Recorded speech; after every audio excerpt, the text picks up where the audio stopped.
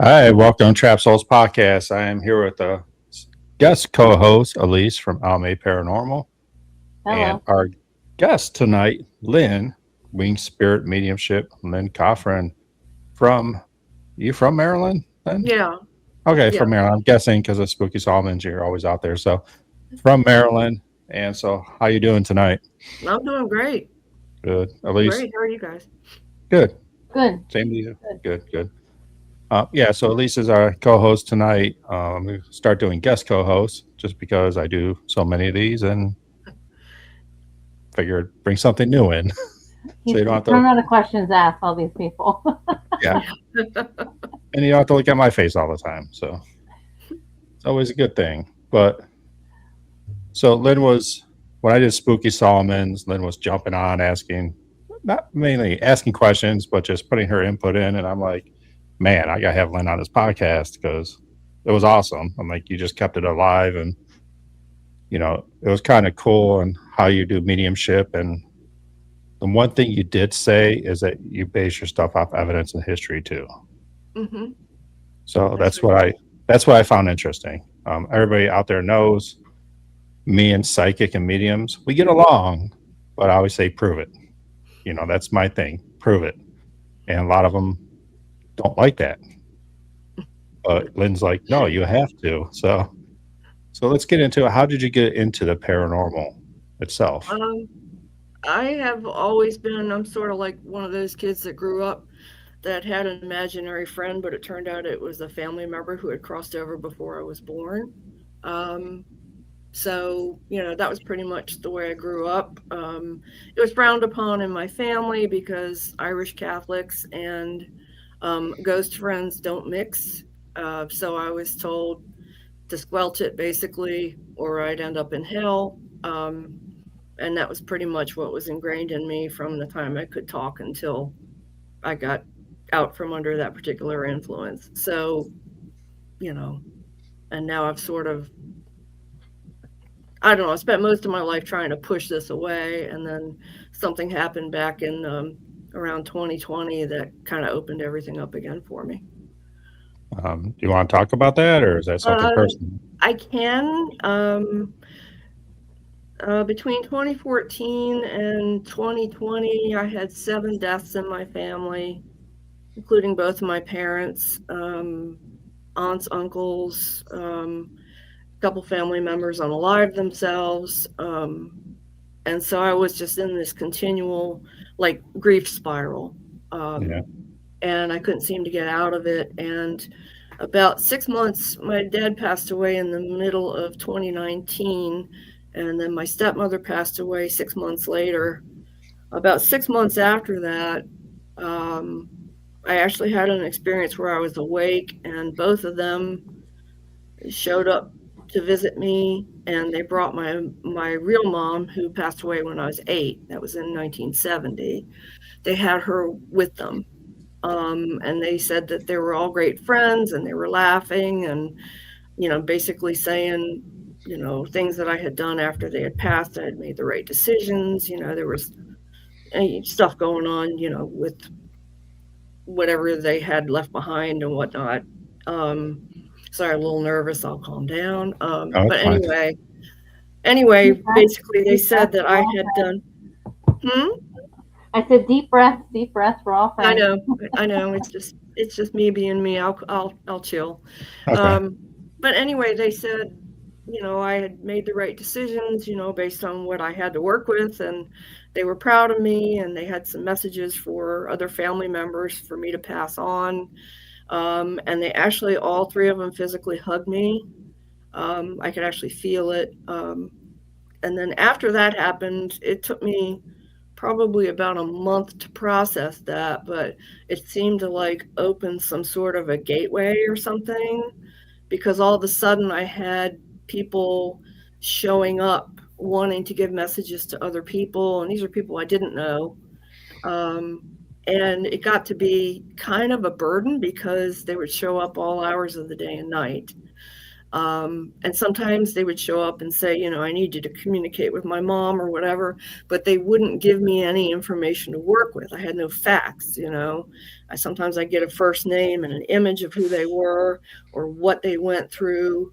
But they wouldn't, give me locations, last names. I'm like, give me something to work with here. And it just got to the point where it was like really overwhelming for me. Because even though I've always been this way, I've always been very aware, like when there's a spirit presence, but I never talked about it because, again, I was ingrained with the, this being able to do this or doing this is evil, pursuing it in any way is evil.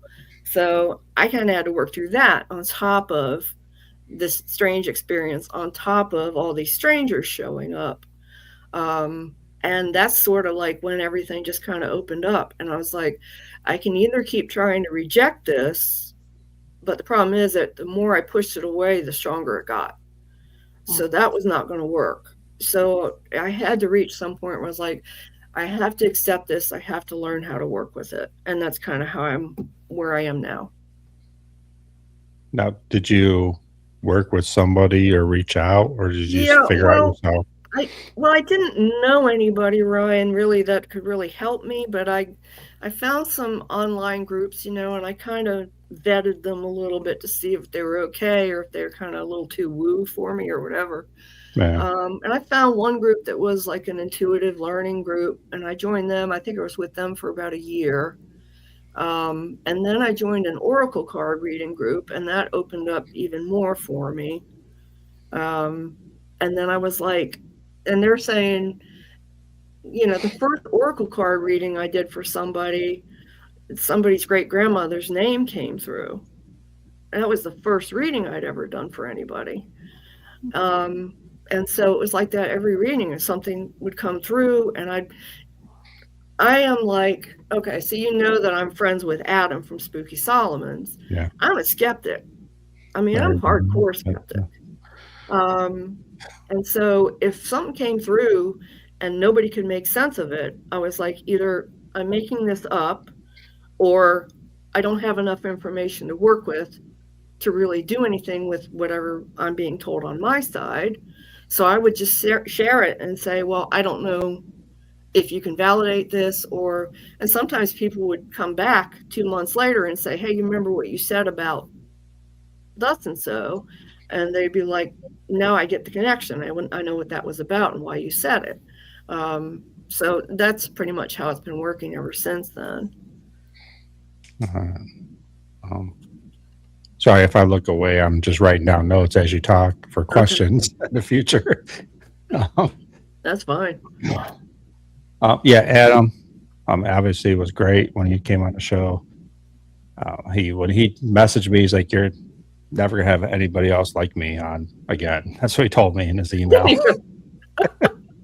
did great. He did awesome. I mean, I didn't know what to expect coming up. I expect some dude in a top hat and all dressed up. Like, that's what I was expecting, like in character. But he came on. No, he was great. It was awesome. I think the phrase probably of this year is you saying they were too woo for me. I mean, that explains a lot, because when you talk about psychic mediums and everybody else, I mean, that narrows it down. I mean, it's not everybody's cup of tea. Yeah. Like, what do you mean by woo? Like way too much? Or well, here's the thing: is after my dad and my stepmother passed, in that 6 months between my stepmother passing and them actually visiting me, I probably had 6, maybe 7 readings done, trying to communicate with them, because I just felt like there was stuff unsaid that needed to be said or shared or whatever. And I would get these readings done, and it was like they were so vague. I could have taken 10 people, and 8 of the people in the group it would have applied to. And, I'm paying for these readings. There's a level of trust, and I'm willing to, throw trust out there and give people benefit of the doubt. But the vagueness of it was what got to me. I was like, there's got to be a better way to make these connections. to get these answers to things that, because I wanted to understand what they were going through on the other side. It's great to have somebody come by and say hi, but Yeah. it's like, I want to know more. I'm like, what's it like over there? Can you tell me something to verify that it's actually you and not the woo factor? Like, Yeah. I want to hear it so bad. That's what I'm hearing. And so I think they pretty well resolved that one for me. But the psychics, I was just like, I don't know. I'm like, Yeah. I want to trust everybody. I want to trust Yeah. everybody. But with that level of vague, and this could apply to anyone, it's like, I can't work with this. Yeah. It was just frustrating. It was and I was still grieving, obviously. So it's like, are they doing this because I'm in this grief mode where they can actually get by doing this? Mm-hmm. And you know what I mean? It's like, it may not be dishonest on their part, but maybe on some level they know she's in a lot of grief, and I can pretty much say anything. Yeah. I would think a lot of folks who go to psychics are in some kind of a grief or some kind of a major moment in their life, so they are pretty impressionable. And I think, like you're saying, these folks who don't really have the gift can kind of get away with some things in those moments, unfortunately. Yeah. I mean, I don't think all of them were doing that on purpose, but I think there's an underlying, this potential is here that pretty much anything I could say might comfort this person. Yeah. It's not always bad motives. Sometimes it is, but not always. Yeah, like you said, comfort, and that's what a lot of people just need to hear in that time period. Even if it's not 100% true, it's still comforting, and that's what that person needs to hear. Right. So we'll just throw this up because I mentioned it. Yeah. Adam does have a top hat. I've seen it. Yeah. I have a lot of questions, Aleece, so if you want to ask anything. Well, I mean, yeah, my first one was like, how did you figure out you had a gift? Because I don't really have anything, so I find that pretty amazing when folks have something like that, and can see, spirits and communicate with them.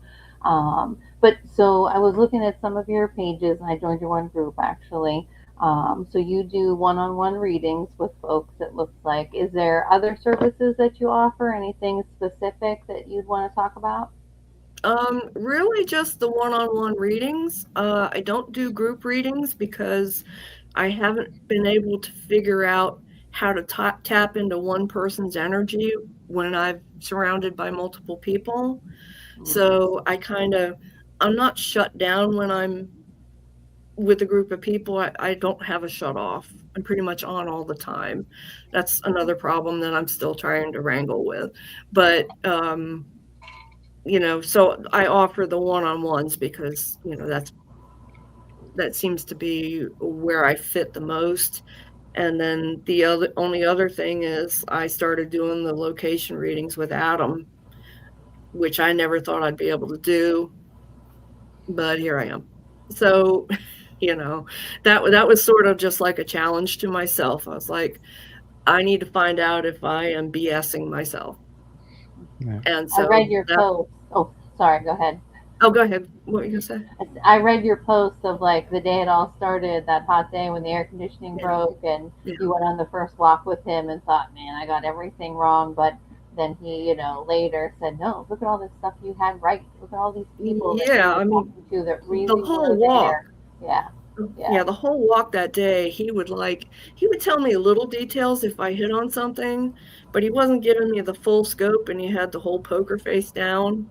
And so when I left, I was like, wow, boy, did I mess that up. I mean, but meanwhile, I'm in the car, and on the way back, I'm driving home, and I'm getting more information from one of the locations. And so I don't remember if I called him or if I texted him or what happened, but I'm like, I'm getting this and this and this. And anyway, finally, I think it was later on that evening or something, he posted about me on his Facebook page. And I was like, holy crap. I mean, I had no idea, honestly. I mean, none of the stuff that I did, it's like I just went and I did it. And it's like I didn't think about it, and whatever came out of my mouth, I just let it. You know, it was a very strange experience. But I mean, obviously, you know, I had fun. It was nice to meet him, and you know, Right. so we're still working together, and you know, and every time we still go on these tours, and I still pick up more stuff because there's so many layers down there of history. So I guess I could probably keep going back to the same place 100 times and get something different. But if I can't find something verifiable that, you know, here's in a book, you know, or, you know, written down somewhere, I'm like, it just goes on the shelf until some evidence backs up what I say. And, you know, if nothing ever backs up what I say, I kind of just like roll with it. And I'm like, well, maybe I did fool myself on that one. I don't know. I just let it be what it is. And maybe it's even someone in the group that's throwing something your way that you're not noticing too. Because, like you said, you kind of pick up on everything around you. If you're on a tour with a group of folks, maybe they have someone with them that pops in that isn't connected to the land, but is connected to that person even. So who knows? Yeah, I have had that happen where somebody would be on the tour and I would like pick up on like their emotional, you know, like they had been going through something, you know, having a tough time dealing with it. And then it sort of puts a layer of like it's like an emotional layer over the whole tour that I have to kind of push through to get to actually getting the facts on the ground. The one thing I do like about you, Lynn, is that you don't fill in the gaps with, how do I say this, like imaginary stuff. You take the facts. If you don't have all the facts, you put it on a shelf. And that's what I like, because it's like Aleece could tell me a story, a half story, and I probably could fill in the gaps and someone would believe us. You don't do that. You take what you are feeling, what you've heard, and put it out there. If it doesn't make sense, you put it on the shelf till next time until you get more facts and makes the story legit. That's what I like, because I mean, anybody can fill in the gaps. I mean, if you have a sense of mind, you can fill in the gap Right. of any story, and you don't do that. It seems like you don't do that. Obviously, I don't know you, but from talking to you and your comments in your social media, I believe you don't, you know, just try to make something up. Well, the reason I don't is because in my 60 plus years on this earth, I've had the wool pulled over my eyes so many times that the thought of doing that to somebody else, I just can't do it. Yeah. So I won't fill in. I mean, if they want to hear what my guess is, I'll say this is a guess. Okay. You know, otherwise I just state what I see, hear, feel, whatever other senses I pick up, and then that's the end of it. And, you know, they have to process it from that point. You know, I have to drop it because, you know, my brain will start trying to tell a story around it. Yeah. And then I'm like, no, that's not the truth. That's not based on the facts that I have picked up, you know, based on, I mean, what I pick up won't be facts to somebody else, but yeah, somewhere along the line, there's got to be validation. So let's jump subjects a little bit, because this always was brought up when I would first start paranormal as imaginary friends when kids are young. A lot of people believe they are just spirits. Some believe that they're imaginary friends. Obviously, you had one when you were younger, and it was a relative. Mm-hmm. Do you believe majority of imaginary friends are someone tried to speak? Because kids do have a more open mind. I'm going to say, you know, and this is just what I've seen watching kids and my own experience. I think a lot of the time there is a familial relationship with whoever these kids are connecting to as their imaginary friends. But they don't have a context. For example, in my case, my imaginary friend was my grandfather on my dad's side, but he never used the word "I'm your grandfather." Yeah.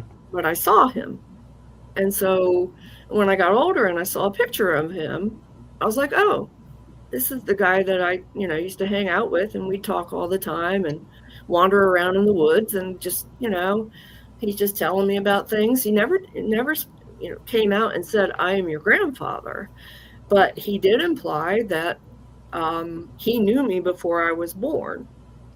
He had passed away, I think, 3 years before I was born. Okay. So he basically the idea is that I met him somewhere in the middle between lives. Okay. And then he kind of came in as like a guide or a protector or just a friend. And he hung out with me probably until I was 7 or 8. So I was used to him being around. I had to stop talking about him because, it was like, okay, Lynn, you just need to be quiet when we're with other people now. Because it wasn't just him I was seeing. I would see other people's relatives and whatever. I go over people's houses and I'm just yammering on, and they're just like, okay, just go eat a cookie. And that was kind of the whole thing. Yeah. And so finally I just learned, it's better to be seen and not heard, that kind of thing. Yeah, I mean, I didn't have an imaginary friend, but I've had relatives who have had them, cousins, and it seems like it's just one person that they have. So that would make it more of a spirit. If it was their imagination, they would have multiple different people as their imaginary friends, but it's usually just one. For me, it was just one. Yeah, and that's how, the history of what I've known, that's what kind of seems like it is. So I would say it's someone saying, "Hey, Lynn," then when you hit 7 or 8, you're good. I got you this far. He didn't say, "Bye, I'm leaving now." Yeah. He just left because someone else probably came into my life at that time and took his place, a real person, and just took over where he left off. So it was like no big, emotional scene of him leaving. Looking back now, it's like this was just the natural progression of things. So, I mean, is it possible that like you're good, like you got this? Mm-hmm. Because I mean, imaginary friends go from 7 to 13, 14-year-old sometimes, a little older. Mm-hmm. I think that person's going to stay with you till they think you got this. Right. I'll watch you from above. Right. It was like, okay, you're on your own 2 feet now. You continue on. That's kind of how I took it. Yeah. So. Aleece, I don't want to take the whole show. You're my guest co-host. Okay. So you haven't seen your grandfather since then? He hasn't come back at all? No. Okay. It's like I know he's around, but we don't communicate. Yeah. And just thinking like spirit guides, like I wonder if, like you said, he's still there. He's just not making himself known. Because obviously maybe he thinks you're doing a lot of other work that he doesn't want to interfere with, and he sees what you're doing, and you're helping other people, and he's kind of completed his mission, helping you get to that point maybe. So yeah, to me it felt like he had done what he was supposed to do, and maybe he's doing the same thing now for some other member of my family. I don't know. Nobody has said anything about it. As far as spirit guides go, I'm fairly certain that my mother and my grandmother are in that function now. But people are always like, well, find your spirit guides. And I'm like, I don't want to make up a spirit guide. So unless they tell me explicitly they are my spirit guide and give me reason to believe it, no. I just can't do that. I know people who, do these whole meditations and like, okay, here, meet your spirit guide, and never works for me. Never worked that for me. In my case, it was my mother and my grandmother came in and said, "We're here." Yeah. And so they kind of act as my gatekeepers, I guess, protectors. especially at night, because I tend to get a lot of visitors at night still, which if you read one of my recent posts, you'll know how I deal with that now. But, I would actually ask them, if somebody is trying to communicate with me, will you please just stave them off until morning, kind of thing. Yeah. And they always did. If I'm worried at night, or I have like 2 different sleep disorders, which kind of adds to this whole mix that I'm dealing with. So I do get some very bad nightmares and that kind of thing. And I just ask them before I go to sleep, if I start going in that direction, help me move into a different one. And it seems to be working that way. Okay. So Good. That's cool. Oh, what else we got? Oh, you brought up talking, when you first got, I think your parents left and other people kept coming towards you, to tell someone else a story. How did you break that down? Actually, who to tell? I mean, spirit comes to you. yeah. And how do you break that to somebody? Like, Well, you just walk up to somebody and say, "Hey." It was very strange. The first people I had to give messages to were family members. Okay. They accepted them. They didn't turn around and say, you're just crazy, you're making that up, kind of thing. And I never know. They could just be humoring me on some level, and that's okay. My job is just to give the message. Once I give the message, if it stops, I know I did what I was supposed to do. But one of the first people that showed up was a young man. He said his name was Christopher. I saw what he looked like. And for an entire month, he would show up every single night when I was trying to go to sleep. They like to get me in that space between where I am awake and asleep. You know the one that I'm talking about. Yeah. And so he would tell me little bits about how he was killed and all this stuff. And I'm like, please, can I have a last name? Please, can I have a location? Can you tell me something? Like a whole month went by like this.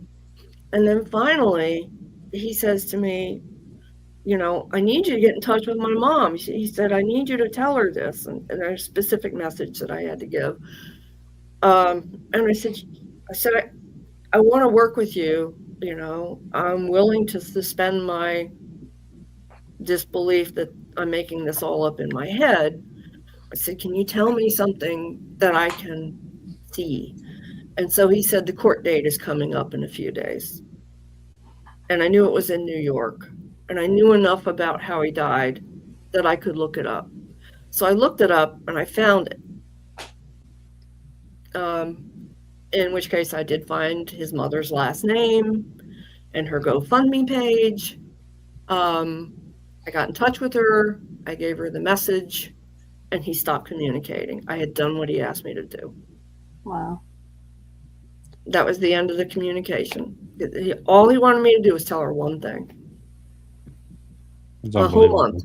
I'm like, could we maybe Post-it notes or something? Let's get this done.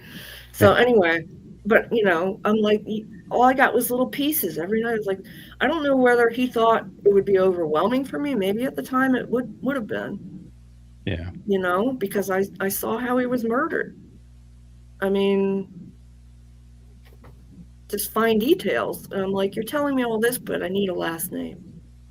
Please. So, but I knew I had done what I was supposed to do because the communication stopped right after I sent the message. I never did hear from her, but I did what I was supposed to do.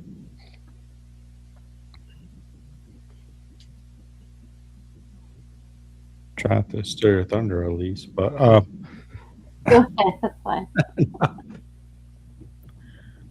no, I mean that's pretty cool because I'm sure you're used to it. Like someone just wants to give one message out. That's it. Get that message out. Tell them I'm good. Tell them I'm okay. And you don't hear from them again. Mm-hmm.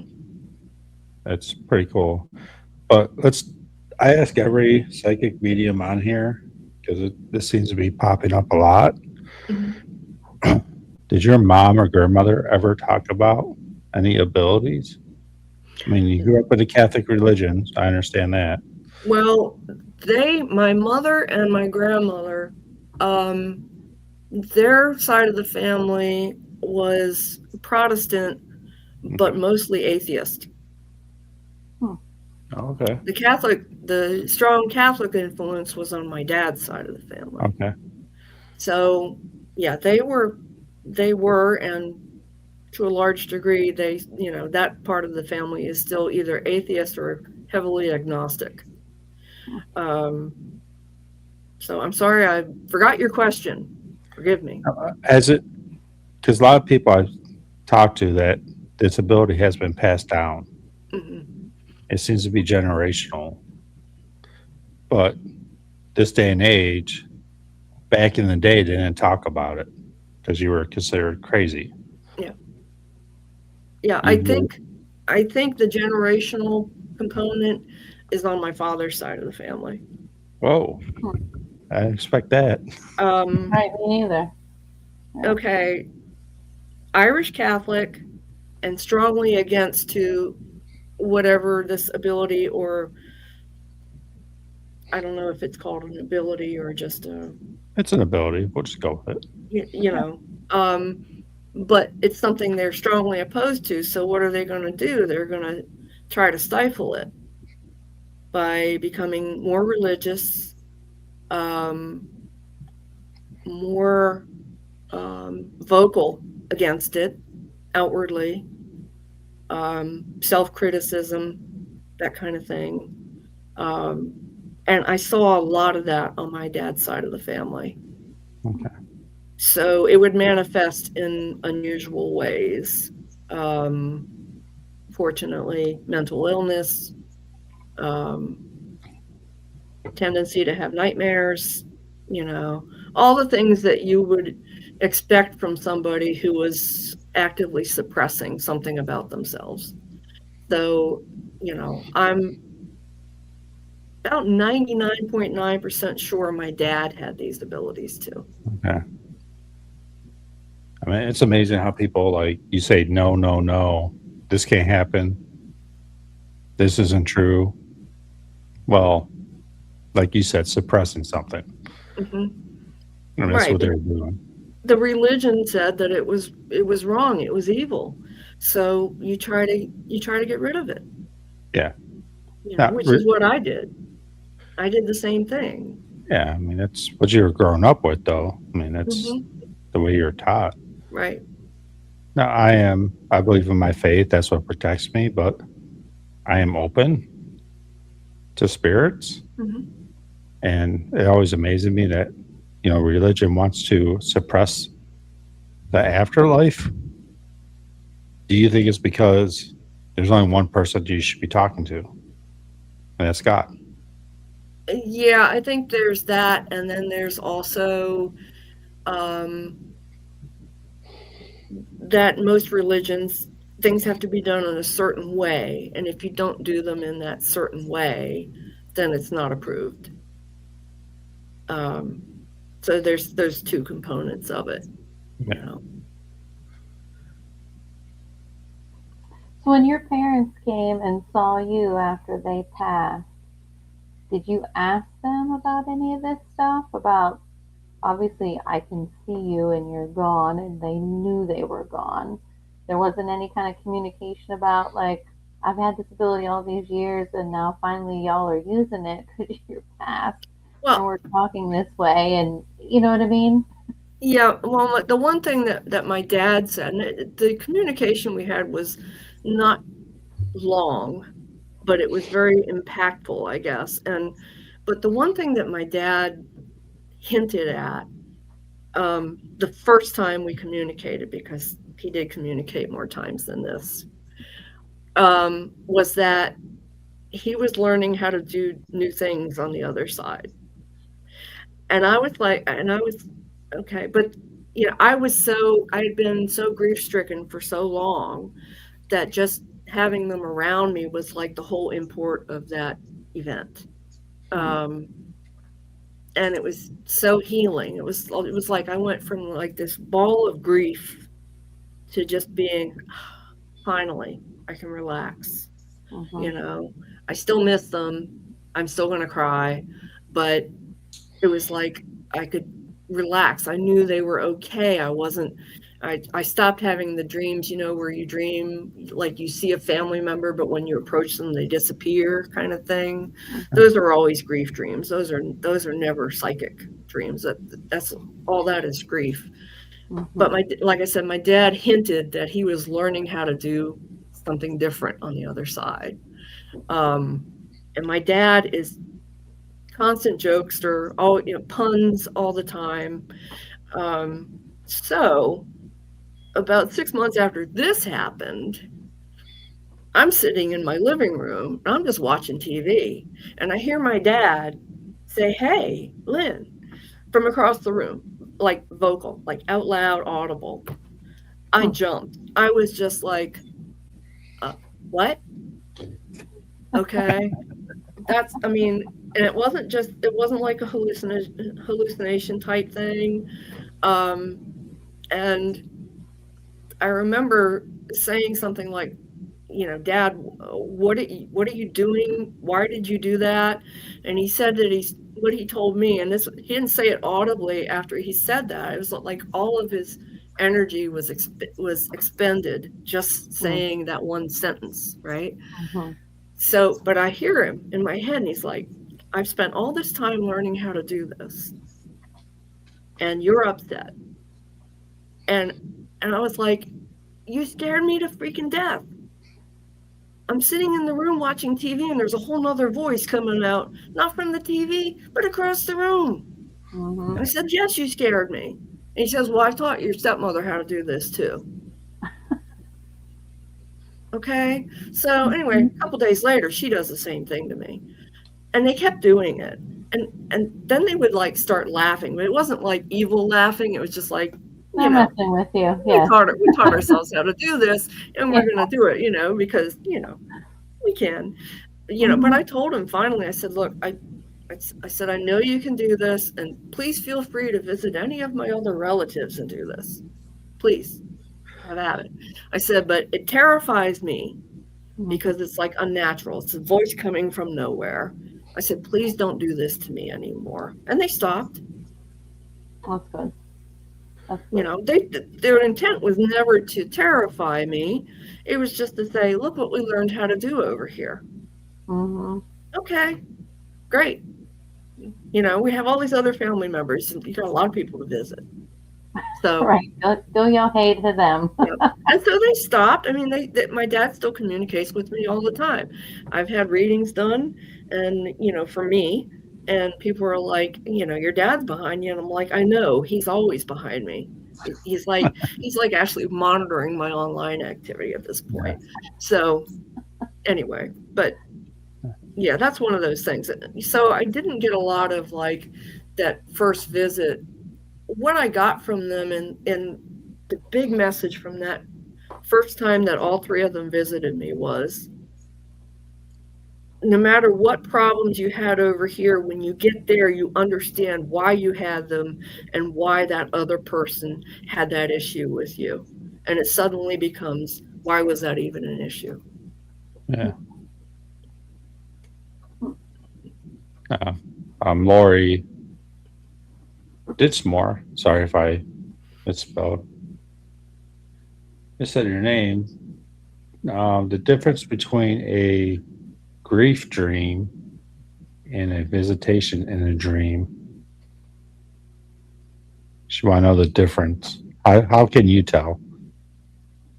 A grief dream, you actually communicate. You don't communicate. A grief dream, you're always looking for them. You might see them in a crowd and pursue them, and then they're gone. It's that's a grief dream. In an actual communication, there is communication. You are actually talking to them, even if it's one word, one sentence, one memory. That is typically communication. There you go. So I talk to my grandfather a lot, my mom, I don't know if it's just me knowing what they would tell me. I don't dream. I haven't remembered a dream, and I'm turning 50 this year. 35 years. We'll say I'm 35 years. jealous. Okay. Yeah, sorry. But I haven't remembered a dream in like 30, 35 years. But when I have an issue, I will talk to my grandfather or my mom. Mhm. And am I hearing them or just hearing what I know what they would say? Sometimes it's hearing what you know they would say, but the way that they communicate, and they sometimes they won't announce that it's them that's communicating, is you'll be thinking about something you're dealing with, or either practically, daily life, emotionally, whatever, and you will be immersed in doing something else, and you will have like a full thought drop into your head that suddenly shows you another way of looking at the issue or solves the problem. And that is typically spirit that is providing that. For me, it doesn't matter. I mean, personally, Mm-hmm. I always believe it's them talking to me. Even if it's just me knowing that's what they would say, that's good enough for me. Right. Yeah. That's all that matters to me. So, I mean, if I'm a little down, I'll talk to my grandfather. He'll tell me what to do. Talk to my mom. She'll tell me, suck it up, buttercup. Get over your shit and get on with life. Right. I know that's what she would tell me. So for me, I know that's what she would tell me. So Mm-hmm. I don't think it matters either way. I was just trying to get your opinion on it. Oh yeah. No, I mean some people they think, I guess what I'm getting at is some people think that they don't have communication with the person that is on the other side, but they actually do. And it just comes through in that unique way where it comes in as a fully formed, this is the solution to the problem, or this is the perspective you're missing. And some people, I do the same thing you do, Ryan. It's like, this is what I know they would say, so maybe I better just get up off it and do what they're saying. Yeah. Right? I mean,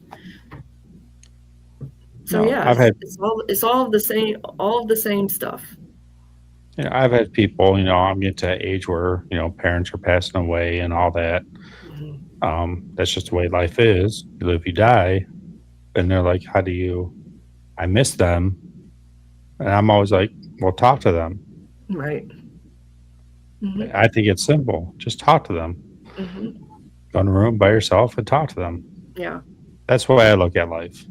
So one of the things I'm always being told when somebody's like, a loved one comes through during a reading, I'm told all the time to tell the person I'm doing the reading for, talk to them out loud, use your voice. Don't just think of them in their head. They like that. They know that you're doing it. But they like the recognition that you are aware that they are still here in some form. That's really important to them because you're acknowledging you're still with me. We're not separate. We're just in different states, so to speak. So, Aleece, you're up. So, going back to the spirits, excuse me, learning things on the other side. What other kind of things are they learning over there? Do you know? Okay, well, we've all seen the movie Ghost, some of us more than others. They learn how to communicate, audible voices. They learn how to move things. They learn different ways to communicate that are kind of clever in some cases. They can generate different scents. People sometimes will smell a rose and whatever, but it's the really unique scents that sometimes get you. It's not just the flower, it's something specific to them. I think probably, believe it or not, at least this has been my experience, the hardest thing for them to actually do is audible, is the actual talking. Okay. Moving things, I think, sort of becomes like a second nature to a lot of them. They do psychically speak to other people. They do the smells. Tastes, they don't, it's kind of weird. Tastes, they don't really mess with unless they're trying to pinpoint like something specific, like if they had an illness or something and that you can identify a taste with something that they experienced during life or whatever. Unfortunately, for some people, like murders taste of blood, which all that stuff's really disconcerting. I don't like any of that.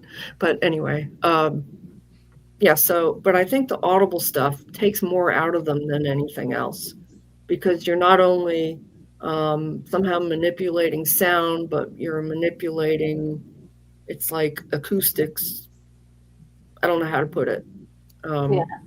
We So even talk like with EVPs, they're like on different frequencies. Like your recorder will catch it, but your ears won't hear it in the moment. Right. Like, so the stronger they get, the louder they get, the more on our frequencies of our ears they get, I guess, maybe. Mm-hmm. Yeah, and I think that's why my dad was so proud of himself. Yeah. Because I guess he, for me, to me, that would be one way of making it really clear to me that he's in the room. Mm-hmm. You can't miss it. I'm like, right. You're talking over the sound of the TV across the room to me. So, yeah. But, like I said, they stopped doing that. I asked them, please, because I just can't. It's too much of an emotional jolt for me. Mm-hmm. I'm just, All right. I'm going to throw this question up here. It's kind of long, but I think it'll fit. Well, you just want to read it. It's a lot.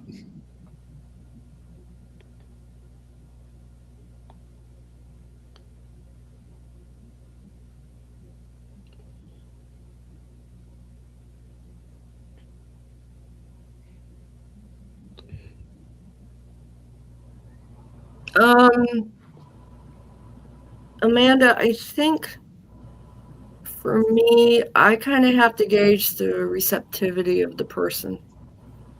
Some people just aren't ready to hear it. And whatever they're going through at the time, it may be too much for them to handle trying to process it. So if I get something like really strong from someone, like I think they have abilities, and I do ask that question when I go on the psychic tours. Usually at the end of the tours,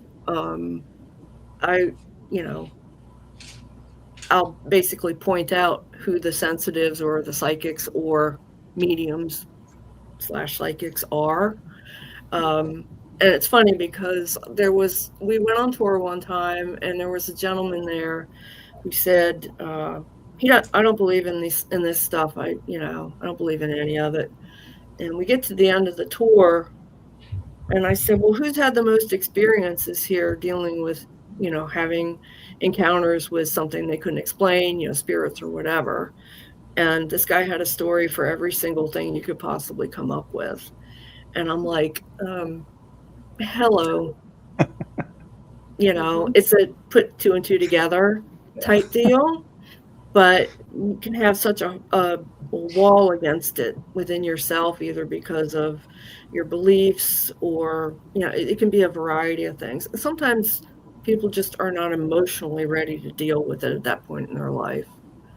If it seems to me like, and I have some degree of conversation with them and they're open, I will actually say to them, have you ever looked into? And then let see where the conversation goes from there. If they shut down immediately, then I just change the subject, because that just tells me they're just not ready to handle it, and there's no judgment to it. You can go through your whole life being a psychic or a medium or a sensitive or an empath, and it's totally fine if you make the choice not to engage with any of those things. Totally fine. That's your life choice. and there's no judgment there. So, All right, so Lori, we're getting deep here now, so oh goodness. we'll throw that up there. Oh.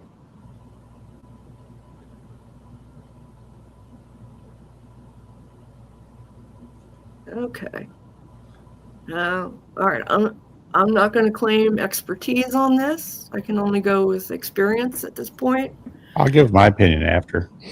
From what I've seen, you can choose not to reincarnate, or you can choose to reincarnate. You make that decision when you're on the other side. And it does. And again, there's no. You don't have to progress. You can say, okay, I'm going to stop here. I'm done. Okay. And then you're done. Right, Really, so that's. what do you think? Why do you think spirits are still here in our dimension then? Some of them like it here. I know of several that are still around, and I'm like, why are you here? You know, when I go to places, and they're like, I love it here. This is my home. This is where I want to be. There are some that they don't know that they're not in a body anymore. They're not, for some reason, that there's a disconnect there. I haven't actually come across anything yet. Again, I'm not going to claim expertise on this, where somebody is actually in a state where they're stuck. I changed my name now. No. You keep your name. I like it. You don't change a thing. Promise? I Seriously. promise. I was just joking.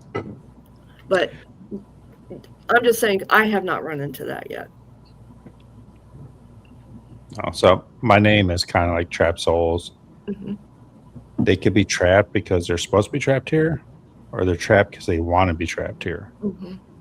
That's why it could go either way. You know, Aleece knows I'm big on memories, and I believe that memories need to be remembered, Mm-hmm. and that's why I like doing what I do. So maybe they're here until their memory is clear.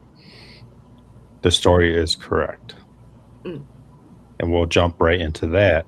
When you go on tours with Adam, do you believe spirits are stuck at a certain place, or they're there because people are asking questions? I don't think they're stuck. I think it's like everybody has layers to their being, and I think pieces of who they are remain in some places, depending on what, like if something traumatic or really emotional happened at that place. That's why, I was joking with Adam one day where he did a presentation on Edgar Allan Poe, and he was commenting about how Poe's ghost shows up in 3 different locations. And I looked at Adam and I said, that's totally possible. Because fragment here, fragment here, fragment here. And they're all him. It's just a different aspect of his personality. But some of them, like the ones in Solomon's, all of these people that I've heard of them as spirits, but they're people. And they want to be, it's like they want their story told properly. They don't want to be sensationalized. If something really big happened in their life that went unacknowledged, they want it to be acknowledged. And that's pretty much, that's kind of my function, I guess. I'm like a observe and report type person. Yeah. That's really all I do. I don't function as a person that moves people on. There are other people that do that. I don't. I'm like, whoever's here is here because they want to be. And I think it's because memories. It's like they want to be remembered as who they actually were and not just as pieces of a story that somebody told. Yeah. I guess it's. And the wrong story. the wrong story or over dramatized story or not dramatized enough stories. It's a little bit of everything, I think. Now, do you think that once a story is straight and people repeat it, they can move on? Sure. Yeah. I mean, that's not your purpose. I mean, your purpose is to get the story straight, Hmm. but your purpose is not to move people on. I mean, that's not what you're doing. You're just No. telling the story Right. as you hear it. So, I mean, that fascinates me because that's what I'm about. I mean, I don't have abilities, but, I always say, you live, you die. Hmm. The one thing we fear more than death is being forgotten. Yes. And especially if you're forgotten in a bad way and your Hmm. story is not correct. Right. That I would think that's. terrify you. I would stay here and correct people. I'm telling Hmm. you right now, everybody out there, if you get my story wrong, you're going to get haunted. Straight out. Yeah. I'm coming for you. Yeah. Full fledged. But I mean, even, Ryan, even if you live your whole life thinking I don't really care if I leave an impact on the world, you really do care. I mean, deep down, everybody does. And so, if you're going to tell a story about me, tell the truth. You Yeah, know, that's how it is. she had a lot of issues. Okay, she did We this. all, Okay, that whatever the truth is, tell it. You yeah, know, it's just like some people, either their story gets over dramatized and sensationalized, and then it becomes a whole different thing than what it actually is. Or it's minimized or trivialized to the point where it's like, okay, I wasn't really here after all. I mean, how would that make you feel as a living person, much less one who's yeah, passed and still here? yeah. So, We'll throw Adam's comment up here, obviously. With Lynn, that happened several times on Solomon. Lynn corrected or added to the story that I had. And after that, they moved on. mhm. Um, one word, beautiful. That's great. That's what's supposed to be about. Yeah. So, Now, one thing that I've always thought about, and I guess it's going to sound kind of funny, but since you guys are both, doing paranormal investigations, suppose you have an area that's got all these different hauntings and whatever, and somebody goes in and clears all that out, then you got nothing to investigate anymore. I mean, so now I'm interviewing you. Okay. no, it's fine. But Oh, that's like, fine. Yeah. what is the, I guess, what is the impact, or I don't know what the word is I'm looking for here. Um, like if you go into a place that is like known for big hauntings and whatever, and it's a hot spot, and then all of a sudden it's cleared out. It's like, what actually happened there? Was all their stories told and they're done? Did they just get mad and leave? You know what I mean? Do you have any theories about that? Like, if you have a ghost tour and all the ghosts are gone, what do you call it? Just a tour, right? Yeah. Well, the places have rules that say do not try and get rid of any spirit that's here. Like I've seen that posted because some folks have went in and claimed that they cleared a house or whatever it might be. Mhm. So that's a big deal to the owners of those locations for sure. But yeah, I mean, if everybody wasn't there, why would we go? You know, as an investigator, what's there to Mhm. investigate? So. I'm a big believer in people, spirits are not attached to certain places. They can start there, Mhm. but I'm also a big believer in if people like me and Aleece are going in there a certain location all the time, asking questions, and maybe we got their story straight and they moved on. I believe another spirit's gonna come because they want their story straight. I don't think they're attached to a certain location. I think Okay, places are I think so places are haunted because people are there asking questions. mhm. That's my belief. Okay. Yeah, that's just something I've thought about. I don't feel that it's morally right for me to go in and try to kick a spirit out of a place. No. I just don't feel that that's right. You know, I understand people have issues with they want to be safe in their homes or whatever. That's kind of a whole different thing, I guess. But, you know, that's just not my, it's just not my place to do that. Yeah, we talked about before, Aleece and I, like, what if there's a dark spirit in someone's personal residence? Now, I do believe that most people that have experiences in their residence probably going to be not a bad spirit, but people are scared of the unknown. Mm-hmm. So anything unknown, they're going to freak out about. And maybe call someone like you, like, hey, I got the spirit in my house. Well, it's just a kid that wants to play, you know, type of thing. Right. Mm-hmm. But what if it's a dark spirit? I mean, I always tell people I could come help you out and find out maybe what's there. But if I believe it's dark, I'm calling someone else to help you have that spirit move on. But I also I don't want to kick a dark spirit out of a house and have it go to the neighbors. Right.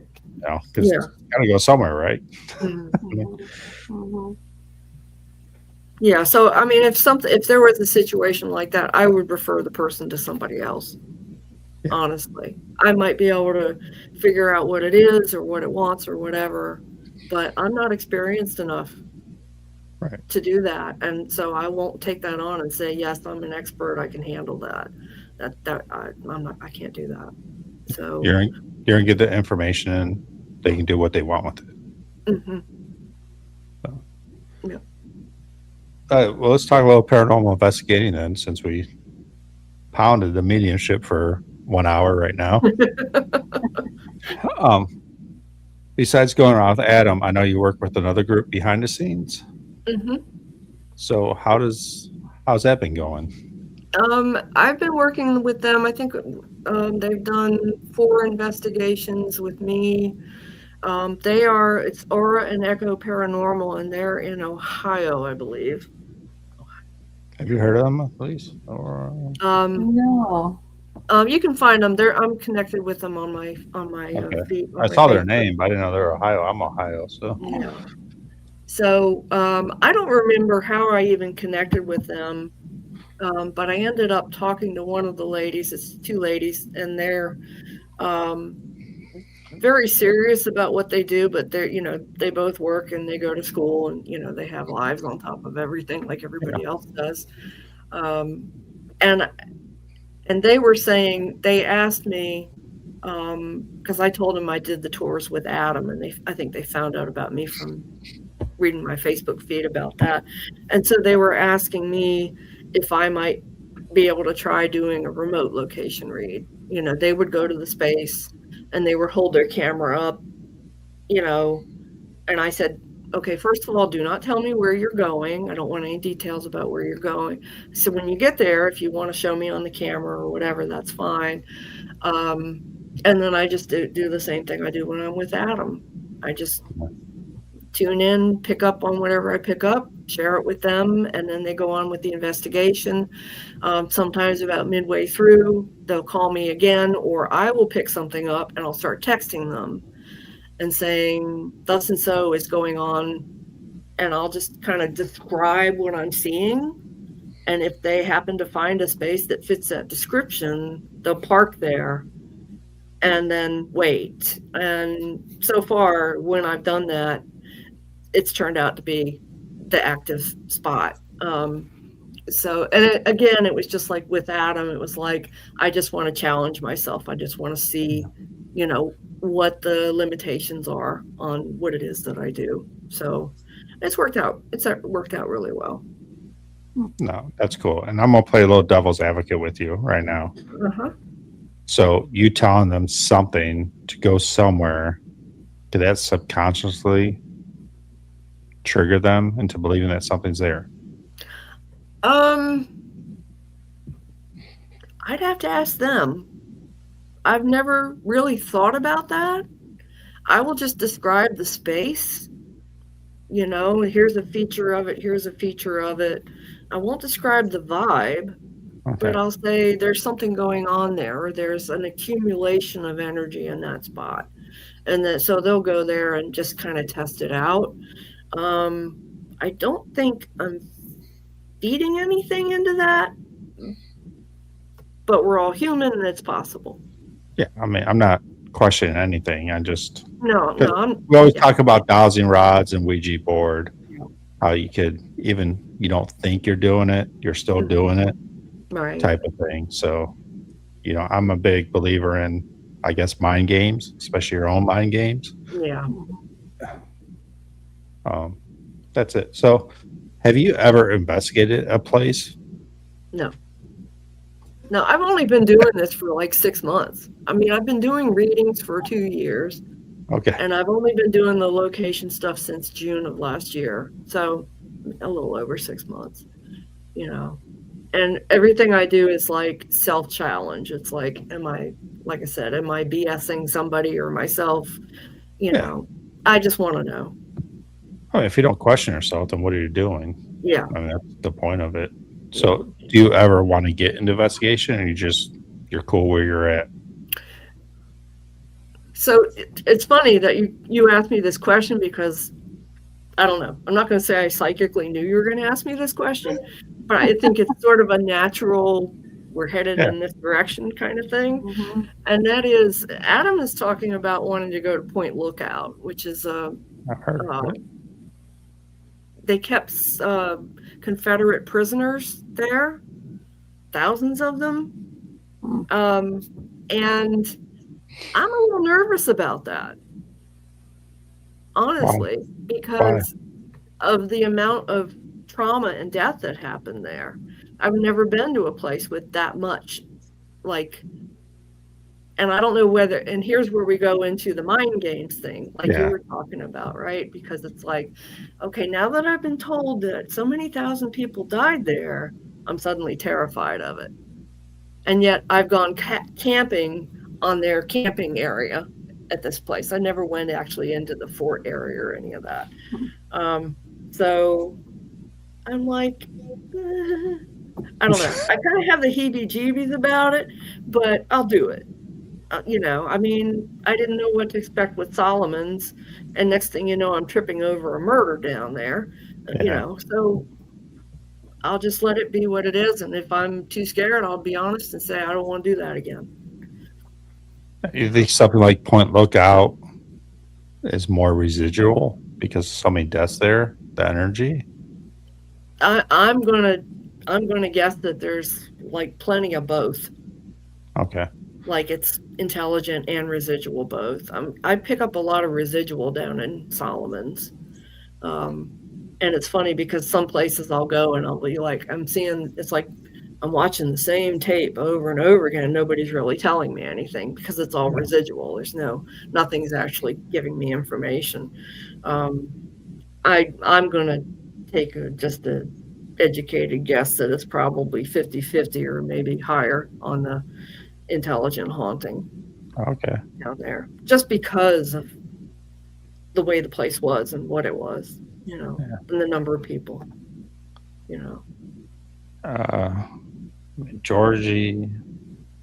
Georgiana Stewart. I'm gonna put this up there.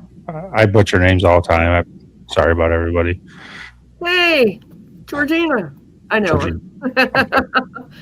That's why I put it up there. My pal from the UK.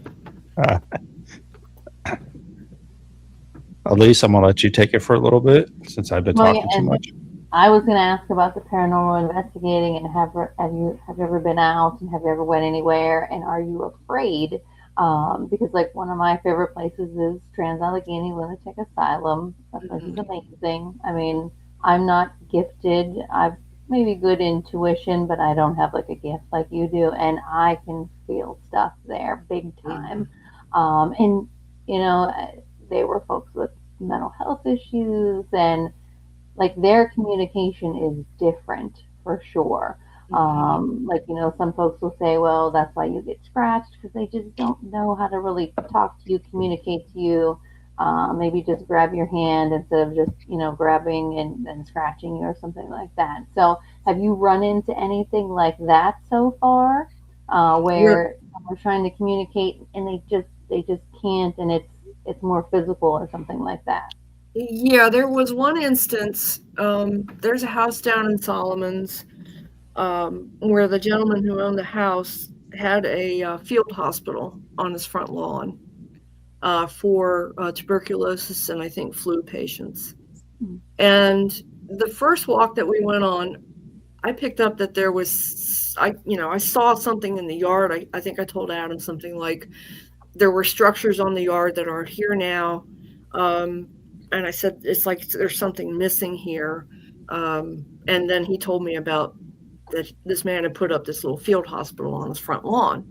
He was a doctor. And usually when we would go on the tour in Solomon's, we would go by that house. It was like the second to the last house before the tour ended. And it was always quiet. But one night we went around the turn. It's funny because I see that doctor all the time. He literally waits at the corner when the tour starts heading his way. It's like he's kind of watching our progress kind of thing. So he's friendly, he's fine. But this particular night, and it was really dark out, and I kept hearing talking. It sounded like it was coming from his front lawn. So we get down there, and I'm almost to the house, and all of a sudden, it was like, well, the first time I went there, I had all the air taken out of me, and that's how I knew that there was illness, And I remember the first thing I said the first day we went there together, Adam and I, the first word I said in front of his house was tuberculosis, because I had all the air sucked out of me, and for some reason, the word just popped out of my mouth. And this particular night, and we'd been past this house several times, it was like all these patients were actually on the lawn and they all wanted to talk at once.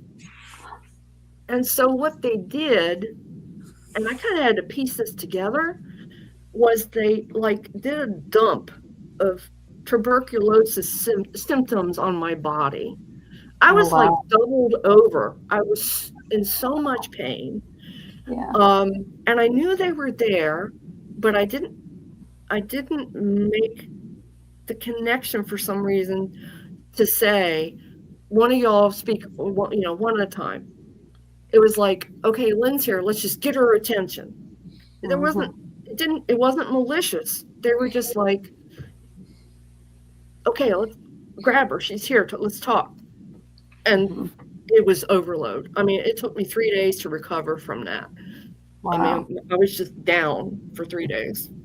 Now it's like I have to set this boundary and say, look, if you're out there, just kind of whisper. One person say something. You all don't have to go, we're here, kind of thing. It was just too much for me physically. So I wonder about going to places like Trans-Allegheny, because I would have to be very, very careful to figure out what my boundary is and how to make it clear to them that I'm willing to communicate. And it's okay to communicate a little differently if that's how you got to do it. They had limitations, and to some degree they're probably living those limitations now, without it completely knocking me off my feet. Right. I mean, that's something I worry about too, about going to Point Lookout. It's the same principle. Right. It's like I don't want to end up permanently ill because I just went somewhere. Right. So. Is there any kind of protection you can wear? Because I know, crystals and certain stones, or even certain essential oils, people will put on themselves for protection. Have you looked into anything like that? Yeah, I do use crystals. I don't know. I have sort of, I'm skeptical about the crystals, but I carry them because people say they work. But the best thing that I've been able to do is I create sort of imaginary boundary, I guess, to the point where I can physically feel it around me. And once I've done that, I'm okay. Okay. you know. But I'm like, how much do I have to bolster that if I go to a place that has really intense energy? And that's something Yeah. I really like to know, like from paranormal investigators and other psychics that have gone to these places. Like, how do you, you know, I know I can do all these separate things, but like, what's one really good thing I can do? And then I'll be more willing to like say, hey, yeah, okay, I'll go along on this. You know, I'm always worried about going into somewhere like in the pitch dark kind of thing, you know, because I have this thing like if I get trapped in somewhere and there's no doors, no way to get out, you know, that kind of freaks me out. But you know, it's something I'm willing to try. Yeah. Well, don't investigate with Ryan. He loves going with no flashlight because he's crazy. I will have a flashlight though. Feel free to come with me sometime. I'm like 30 for 30 for one of my guests saying trapped. So I'm pretty excited about that. Oh, there you go. Yeah, I did say it, didn't I? Yeah. Awesome. It's funny because people are like, before we always start the show, they're like, why trap souls? I'm like, it's just a name. And they're going on and they're talking and they're like, they're kind of like traps, you know. Okay. Now I understand. They're trap Yeah. souls. I'm like, yeah, there you go. In this case, though, I'd be the trap soul because I couldn't Yeah, you'd find be the a trap door. soul. Some comments coming through. I read that Alcatraz was full of unsettling spirits, which doesn't surprise me.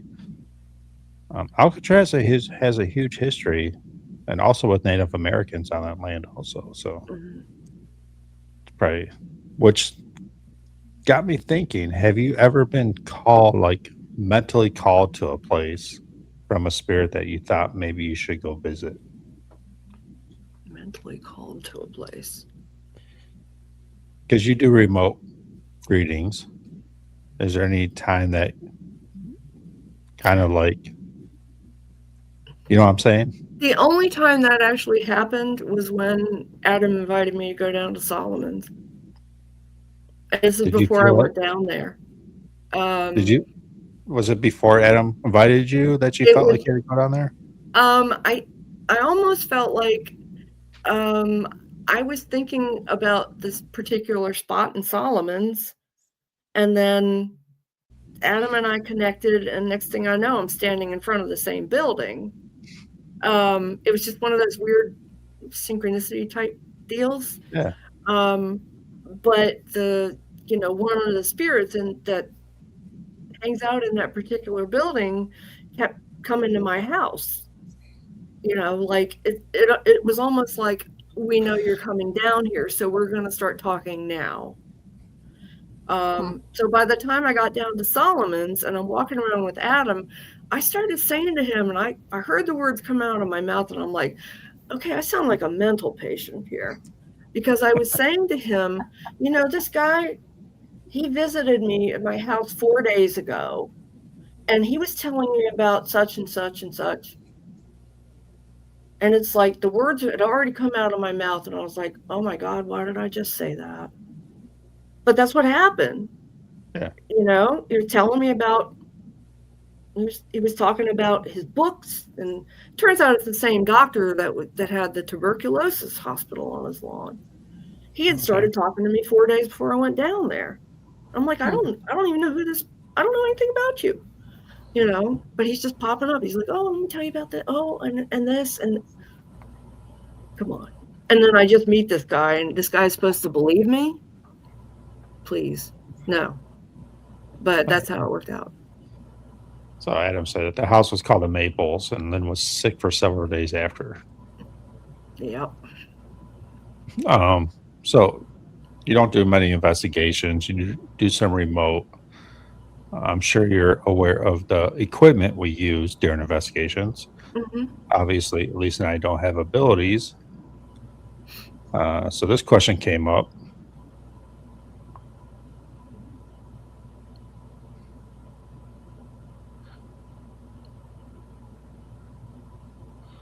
I have never been on an actual paranormal investigation. I do, however, think there is reason to believe that EVPs are real. I mean, if you get an EVP that like tells you something about a place that you can at some point verify. This actually took place here. I don't think there's any reason to say that it's not real. You know. Yeah. Sorry, I'm a psychic, and I'm going to go with science first. Yeah. I mean, do you believe that the way that we're going with the paranormal, the way is the right way? I mean, there's a lot of equipment out there now. Take out the apps because I'm not a big believer in them. But, like Spirit Box, EVPs, are we just trying to like communicate like you are then? Are we trying to connect in that way? Or is it just another tool? I'm not calling you a tool, but it's just another tool. I have a function, so I guess in a technical sense, yeah. Is it just another tool for us to communicate that don't have the abilities? Yeah, I mean, and you're testing. You're testing not only the afterlife, the spirits, whatever, I mean, everybody has a different definition, but I mean, you're using science to measure it. I think that matters. And I think a lot of it is viable and a lot of it is credible. I think my only concern is that some places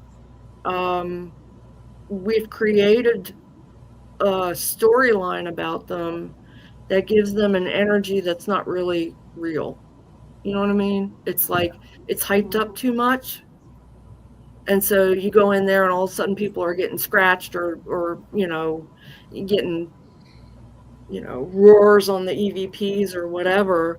I think we create some of that. It's just like a poltergeist, Usually it's human energy that creates a poltergeist. It's like just over accumulation of energy, I guess. And I only know this because I've actually had experience with a poltergeist as a kid. But, I think a lot of it is we kind of create the hauntings to some degree. We've talked about that a lot. Yeah. Where we're all going there, we're leaving our signature, we're leaving our energy. Every place has a ghost that's named Sarah or a lady in white or whatever. Right. But yeah, and I wonder about that when I go, is this really, the folks that are here, or is this the last investigators that were here, or the last 20 investigators that were here that I'm interacting with their energy? But I'll never know. But, it is good though, because if you're wondering about that, I think you've cleared up part of the problem before you even go in to investigate. If you're not thinking about that before you go into a space, and I do the same thing with like remote reads and stuff, if a place looks creepy when they sweep their camera around, I try to like imagine it. Okay, here's what it would look like in daylight when it's, when it was all, not just as the creepy place with the cobwebs and the dark shadows, you know what I mean? So I think a lot of it is our mindset before we do whatever it is we do, whether it's paranormal investigating, psychic readings, clearing, whatever it is our specialty is just we need to question ourselves first and then step through the door. What's the motivation here? What am I here to learn? That kind of thing. I think that matters.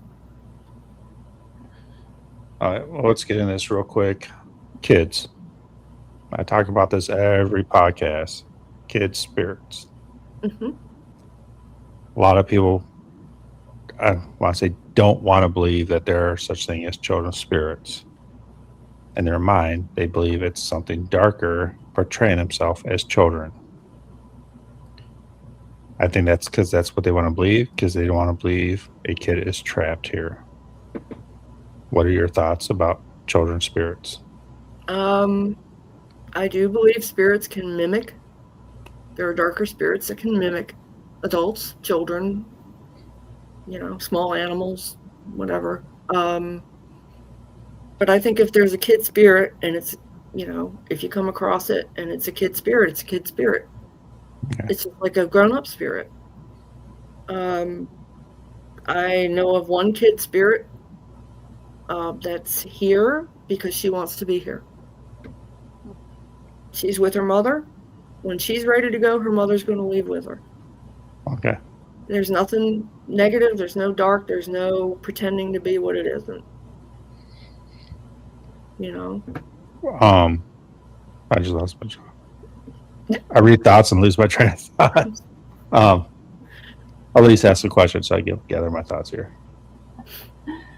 So with, you said some spirits can mimic a kid, that they're an evil spirit, let's say, who's doing it, or something malevolent. Do you ever think that, say I'm 80 years old when I pass away, and I want to come back, but I choose to come back at age 10, because those were the best years of my life, and that's what I want folks to see me as? Do you think spirits do that, or do you know if they do that? Yes. Okay. Yeah.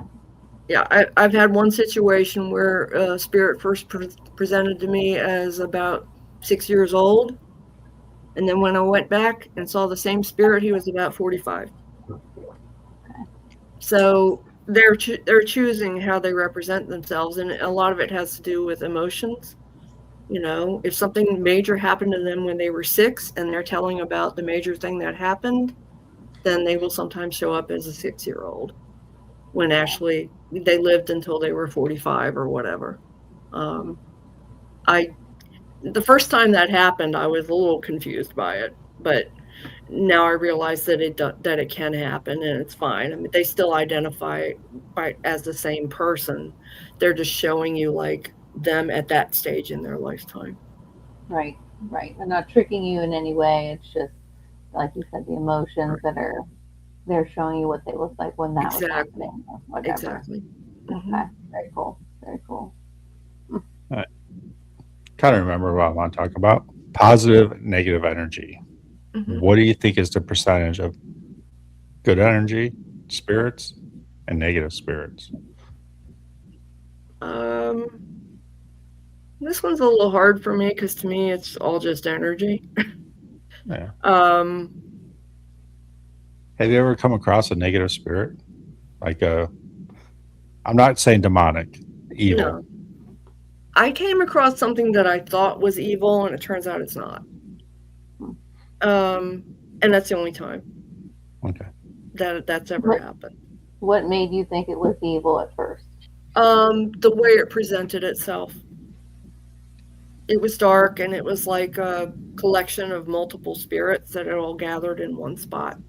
Okay.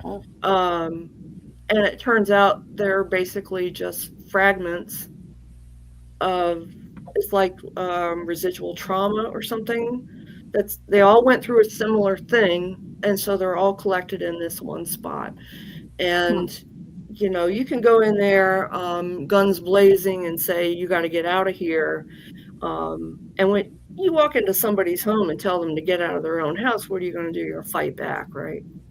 Instantly you're called an evil spirit. I mean, come on. So it's just pieces of people's memories that are like collected in this one spot, and the way to clear it out, and it's, like I said, not my job, but would be to talk to each individual piece and let them fragment, split off from the rest of the group, and then they'll just leave on their own. And there's about 30 of them in this one spot. 30 individuals. They're not really aware that they're all collected together. Huh? I said, what's going on with this spot that they're all deciding to stay there? Weird stuff happened there. Oh, okay. One day I'll share more. Yeah, no, that's fine. The story would go on for hours if I tried to explain this. But anyway, they all went through this similar trauma, and so they're all there. They just need to be talked to as individuals. Tell me your story. What do you need us to know? And then they'll just leave. And then one piece will come off, 3 pieces will come off. Eventually it'll be gone. But what's happening is people enter this space and they try to say, you're bad, you have to leave. Whether it's exorcism or whatever. And the reaction of the collective together is like, what are you talking about? Why are you invading our space? So what do? They're going to lash out. Yeah. Are you talking about one spot, or is it all this It's one energy? location I'm referring to. Okay, or is it all these spirits creating one entity? I thought they were creating one entity, but they're not. They just happen to all have common experience, and so they're kind of bonded together by the experience. Okay, because I've heard of like fragments of spirits collected as one entity, which makes a darker spirit. Because there's usually one, I guess, alpha spirit, if you want to call it, Mm-hmm. that controls fragments of other spirits, and it creates a darker entity. Yeah, I call those soul collectors. Um, Ginger. I thought that's what this was when I first ran into it. We Yeah, call those. okay. Yep. Are We you call those tallying ginger. up how many times I use your name in the No. conversation? But seriously, I It's thought a it was great like game, yeah. one huge evil spirit, that had collected all these people. There's no controlling entity here. Yeah. It just Okay. it's just common human experience, and they're all like, I went through this too, kind of thing. Okay. I can't say her name. I'm gonna put this up there. Georgina. Georgina. Yeah, kind of. Yes. Mm-hmm. No, that's kids. Okay, so since you're a psychic medium, this is always brought up in the paranormal world. Dimensions. Do you believe there's different dimensions to our spirits, or are we just working with one dimension? No, I think there's multiples. Okay. I mean, I think everybody does, but I just want to get your input. So Yeah, I think there's multiples, and we try to understand that, but with our brains, we'll never. That's not something we're ever going to figure out, sooner or because later. there's dimensions that we don't even know, have not experienced, have not even tapped into yet. So Right, so Do you think what that's is why we don't get to interact with folks from, 100 BC or whatever, or 100 AD, where it's like usually I think interaction with people from the 18 and 1900s, it seems. sometimes I've connected the thing to. I think they're human spirits. I'm not sure. There's that place that Adam and I went with the chapel, and something is living in the trees there. Some sort of spirit, multiple spirits. It feels like hundreds to me are in the trees. My friend, who I still interact with she's a spirit. She says that she'll explain it to me when I go back, which is her way of bribing me to come back. But I am very curious, because I remember saying to Adam when we went there, that we only went the one time, and I said we're being watched from all over, literally from all over. But I kept pointing to the forest, not the actual cemetery itself. So whatever it is, it has to do with the forest and nothing to do with the cemetery. We'll see. Story to come. No, that's cool. I mean, so Lori mentioned this here. We'll put that up.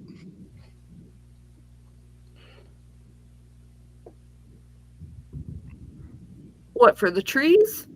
I think for anything that you get. I mean, Oh yeah. I'm always super surprised to get validation on anything, honestly, because most of the time when stuff comes out of my mouth, I'm like, I just made that up. I just automatically assume that I'm in the wrong. That's just me. That's my good Irish Catholic upbringing or something. I think Aleece can vouch for this too, and I'm like this too. Like, I collect EVPs, I collect evidence. When I'm listening to EVP and a name comes up, and I can validate that name, it's only happened twice in 19 years. I get excited. Like, I'm calling everybody, like, listen to this, I mean, yeah. And you can validate a name to a location. It's unbelievable. Like, it's like you cracked the code. Here we go. I mean, it's like when it happened to me, the first day I was with Adam, I was getting names. And at the cemetery, I was getting names. And it's like, wow. I'm like, first of all, okay. You just made that up. I had to go through this whole process. Okay, you're lying to yourself. And then it's like, well, you made that up. Oh, okay, it's a nice story. And then all of a sudden, the validation, it's like it kicks in, and you're like, I just talked to somebody that lived 300 years ago, or 400 years ago, or 500, whatever. Yeah. And it kind of, I don't know, it kind of changes how you see yourself and everything. Yeah. So we'll get some breaking news here. Throw that up there. Oh. I think someone's going to be texting someone tonight. No. Oh, goodness. I don't know. The thing with the trees, there is some Native American thing going on with that, but I cannot tell you what it is because I don't know. But there is something to do with Native Americans there, and I don't know why I keep getting that, but it's like it's too strong of a vibe for me to just go, no, that's not it. So, okay, Adam, you can surprise me with that anytime. I'll probably need to hear it after this call, because I just feel like, oh, help. Found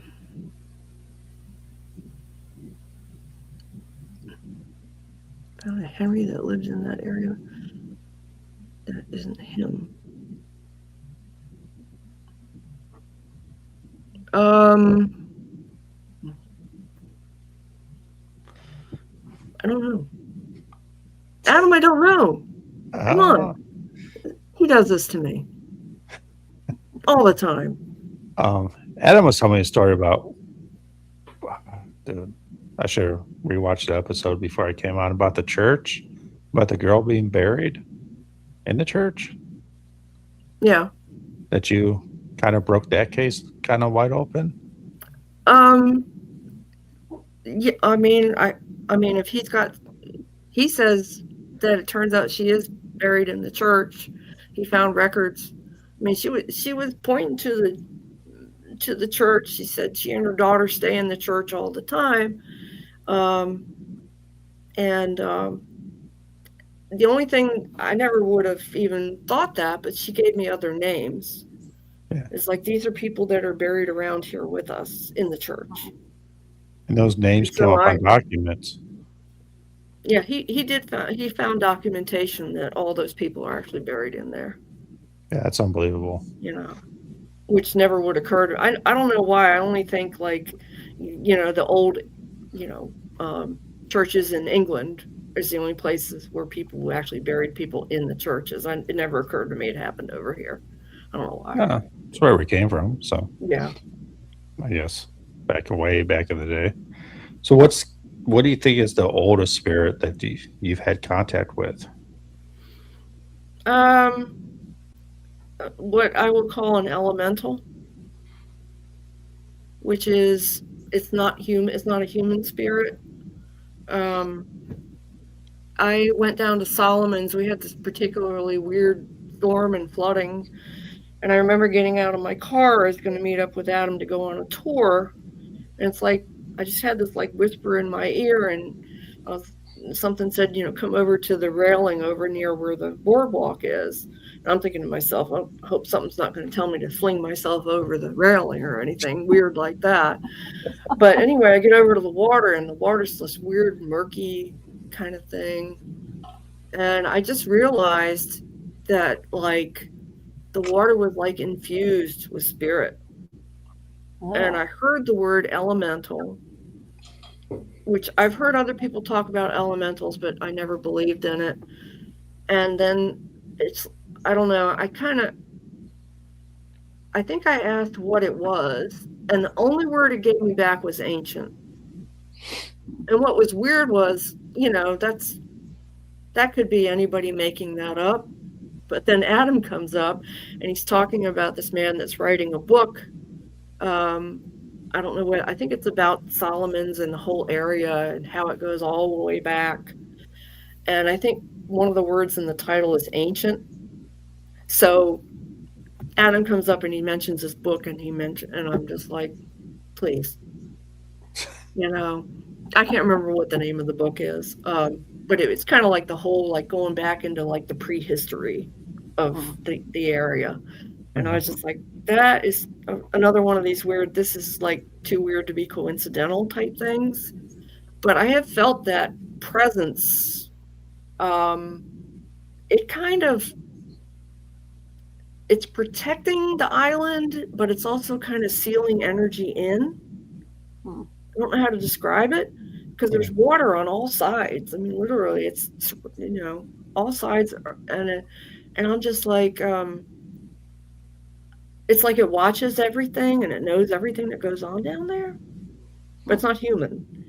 It's not malicious. It's not good. It just is.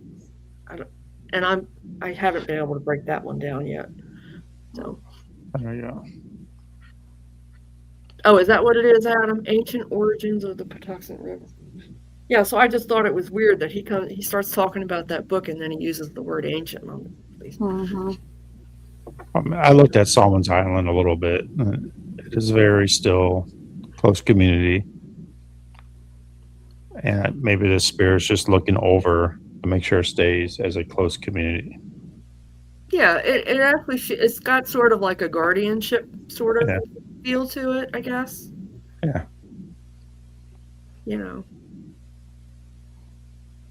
All right, Aleece.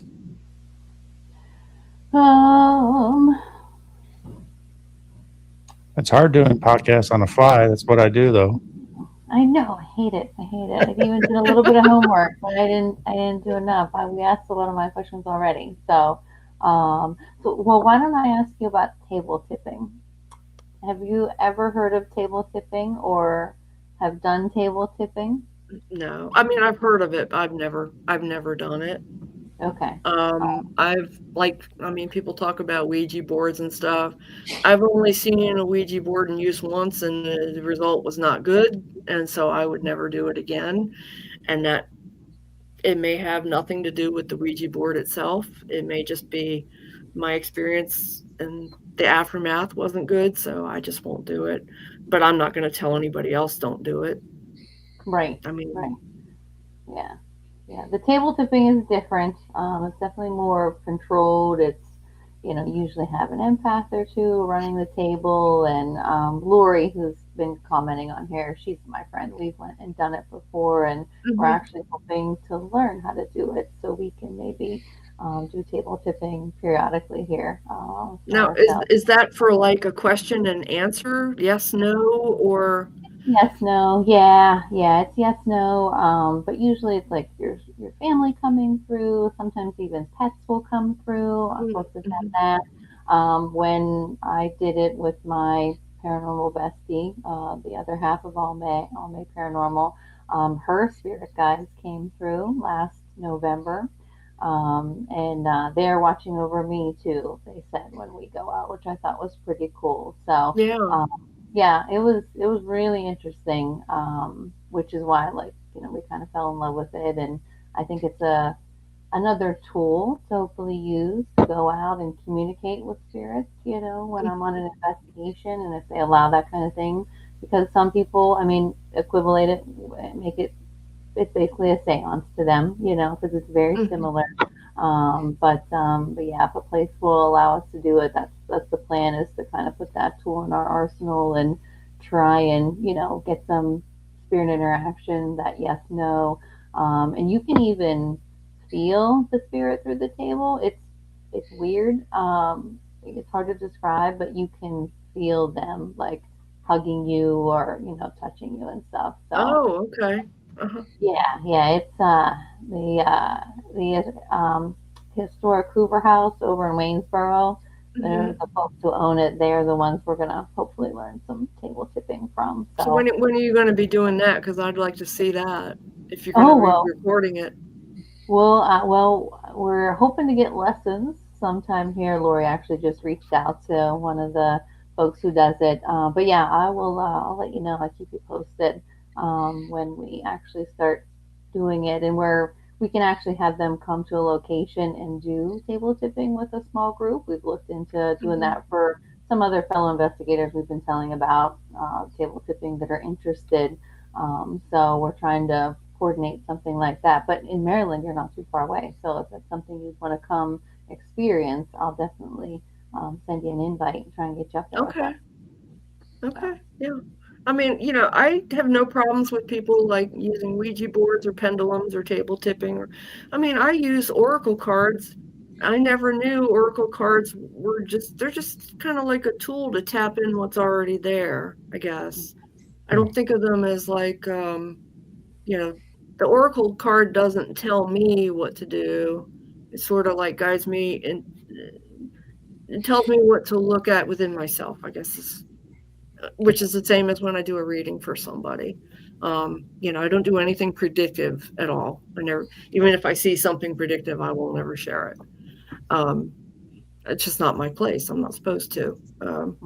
So, it's just, there's so many different ways. All of us have abilities that are amazing, but we discount them because maybe we have to use, table tipping or paranormal, scientific equipment to get EVPs or whatever. It's already part of who we are. And so it just helps us tap in to what we already have, I guess. So do you think folks can turn that on inside of them? Meaning I could practice enough meditation, whatever it might take, to eventually reach your level, let's say. I think, yeah. I think so too. That's what I've seen. I believe that. I keep seeing it, when I participate in, like, sometimes I just kind of go in and join in with a group that's learning how to do oracle cards or some, meditation or whatever. And it's like you see a light bulb go off. It's like, hey, this was already there. I just never really paid attention to it. Yeah. So I think that's the case for everybody. Everybody, it's like I tell Adam all the time, everybody is intuitive. Everybody. Whether you think you're picking something up or not, you may have a weird feeling and not know how to describe it. You don't mention it. It's really it really exists. It's there. It's a real thing. So yeah, I agree. And we'll throw this one up. Yeah, actually I have. Technically I have one now, but I've allowed it. It's somebody is not going to do anything bad to me, so I'm okay with it. I have a continuing, ongoing conversation with the lady from the cemetery. So she's here, she's there, she bounces back and forth. I'm like, okay, I don't mind it. She's not doing anything bad. Worst she does is play with my hair. She hates my hair. She's from the 1700s. And she doesn't. My hairstyle is wrong. But I did have one attachment that was. It went on for a few days. It has to do with Solomon's, and I just basically had to put my foot down and say, "Look, you're leaving now." And once I did that, that was it. I didn't have to do anything, light candles or chant anything or anything. I just said, go, bye, see ya. So it does happen. Now I just kick them out like instantly. So I don't if the vibe is bad, I'm like, I don't care what your motives are, bye. So hang the phone up, telemarketer, click, we're done. That's how I Conversation over. That's it. Don't, do not call list. Adam said you designed your own oracle cards, and they are beautiful. Yeah, I decided to. I started getting interested in oracle cards. I joined an online oracle card reading training class, and all the decks, it's like I couldn't relate to them. It's like the imagery or the words or something. So I was like, okay, if I had an oracle deck, what would it be? And so I created my own. I have it here. 78 cards, and it's basically based on my life. my life experiences. I kind of took all that residual grief and poured it into this deck. So I don't have it published. It's published digitally somewhere, and now that somewhere is like not doing anything with it. But I use it for all my readings. It's just like a little piece of me. Got the gratitude card. And it just it goes across all kinds of. I've got archangels in there. Because I do have a connection with angels, which I never thought I would, but I actually do. And so, it works for me. It's all matters. Yeah. I know people that use cards, they just like crystals. You get called to a crystal. You feel the strength of the crystal, or energy of the crystal. That's why you pick that crystal. Mm-hmm. Same with cards. I know a lot of people that use cards, and they just feel the energy of a certain deck of cards. Mm-hmm. Now, when I see people out and someone else has cards, and like those look cool, I want them. I don't know. I don't think you buy cards because they look cool. Maybe you do. I don't know. Okay, I've done that. Okay, so 55 decks later. Okay, I have 55 decks. I used 2. Mine and one other. The rest of them is like I bought them for the artwork. They look cool. Yeah. But you use the ones that you believe that you're supposed to use. Yeah. I mean, if I get clear connection working with that deck every time, I'm going to stick with it. And that's the 2, it's mine, and I've got one other and another one that I'm sort of adopting now. I'm learning how to work with it. So there you go. She's not mine. She's seen my stacks.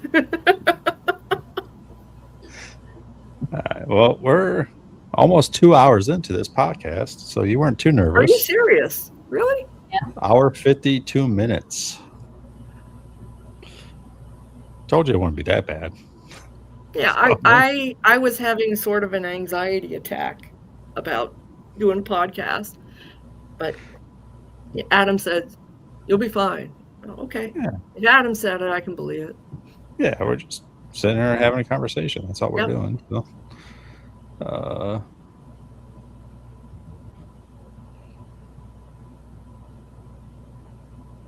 don't know what this means, but I'll throw it up there because I'm not supposed to mention it. Don't mention the title because she will. You mean of an oracle deck? I don't know what she means. Oh, she'll tell me. Yeah. She's one of the ladies that was in the oracle class with me. So yeah, that's what she's saying. Tarot. Yeah. I have 55 of those too, and I don't know how to read tarot. Go figure. I have a few too because they looked cool. Yeah, the artwork. The artwork always gets me. It always gets me. Yeah, I have a cat themed one. I have a Golden Girls themed one. That's what I need. Now she's on 56. Good job. 56. Thanks a lot. Yeah. It's out there. You can find it. Yep. Yeah, so we're almost 2 hours into this. I told my wife this will be an hour. Whatever. It happens. But again, great conversation. More we can talk about, especially when we start get to religion. And that's probably a whole nother podcast about angels and all that. We're not gonna get to that tonight.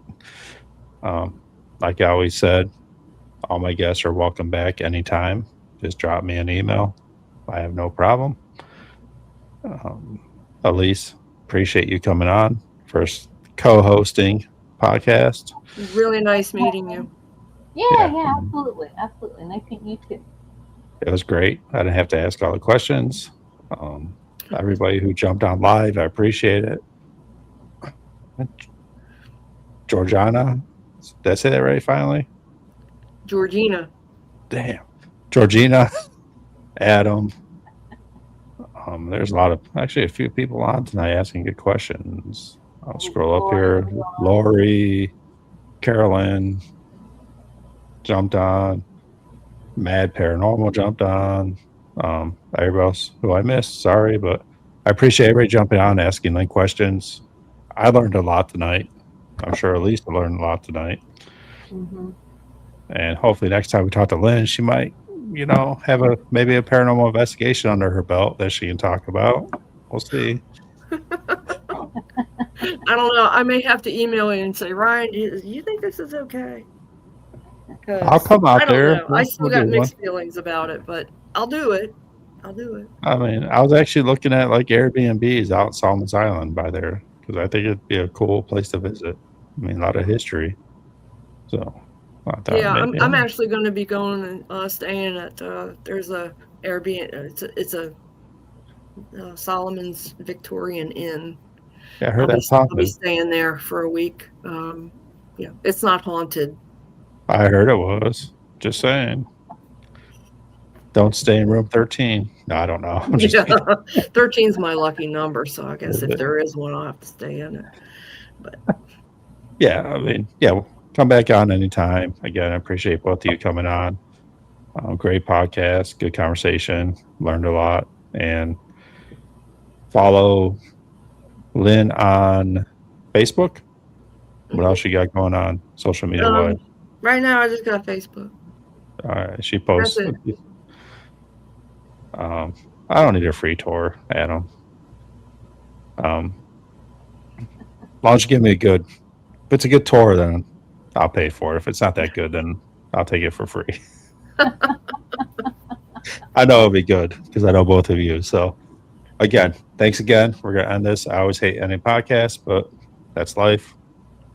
Thank you guys so much. You gave me a lot to think about, actually. So I'm going to be. And if you have any questions about the paranormal, you contact me or Aleece, and we'll give our input. Okay. All right. Will do. All right. Thanks again, everybody. We'll see you soon. Thank you, Ryan. Thank you. Bye, Aleece. Bye, Lynn.